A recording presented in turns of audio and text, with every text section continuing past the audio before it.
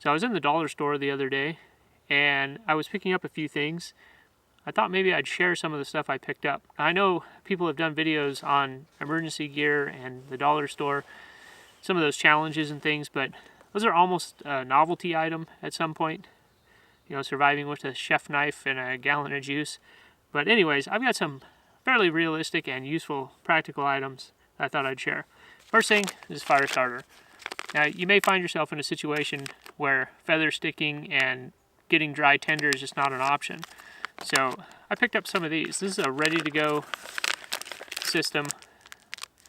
They come in these individual little packets. You can throw those in a kit or put the whole thing in a vehicle if you're doing a vehicle kit. Not too bad for $1. There's certainly other stuff there that you can use to make your own fire starter. So then the next thing I picked up was some cordage. And two that I like, electrical tape.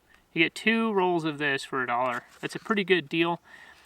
Electrical tape can be very useful for repairing your vehicle, for making emergency bindings and things like that. Pretty good stuff. And this is some jute twine. Now, you get quite a bit for $1. This stuff isn't that strong, but it is very, very lightweight. And it's good for things that you don't want to use heavy-duty cordage on. Stuff like simple shelter building, stuff like that. And this can also be used as a tender. Next up, how about a first aid item? Now there's a lot of things there that you can pick up, pills and sunscreen, bug spray, things like that. But I picked up some super glue.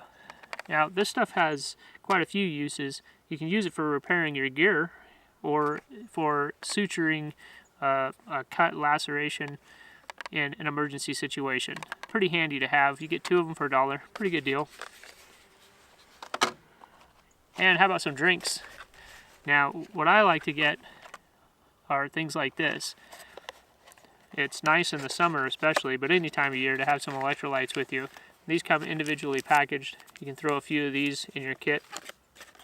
They don't take up much space, and they will make poor tasting water taste a lot better. If you're boiling your water or filtering it and it's not the best tasting, this can really help you out. Now the last thing I get there quite often actually is food. We've got some pretty good stuff there that you can get. I tend to concentrate on things like this.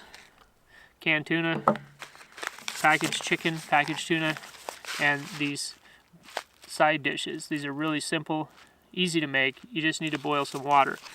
Now with these side dishes, these can become a full meal if you put in some meat, like one of these tuna or chicken packets, and maybe some foraged items like some greens. So something I like to keep in my truck box, and you can easily throw this in a backpack. It's not terribly heavy for the amount of food you get. Now on the packaged stuff, I like these smaller bags rather than the larger can. Now there is more calories in the larger can, but I just find these easier to pack. Something to take a look at though is the amount of calories per item. This is mackerel. A lot of people probably won't like this, but this is 110 calories, and it's a cheaper item. You get 3.5 ounces. These are 70 and 80 calories, and they're only 2.5 ounces. So you get a little bit more for your money if you don't mind the taste of mackerel. But honestly, if you're hungry enough, you mix it in with something like this. It's not bad at all. That's about all I've got. Wanted to keep this short, just to show that for a couple of dollars you can stock your survival kits pretty well. A couple of tips that I would put out there are to be realistic about what your needs are. Don't carry more than you need to, and the other thing is to rotate your stock. Some of this stuff will last quite a long time, some of it will not, and it depends on the environment that you're in.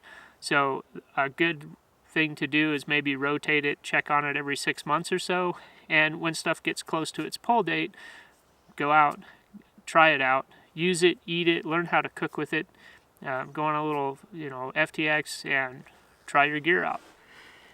Anyways, that's about all I've got. Hope you enjoyed the video, and I'll see you in the next one.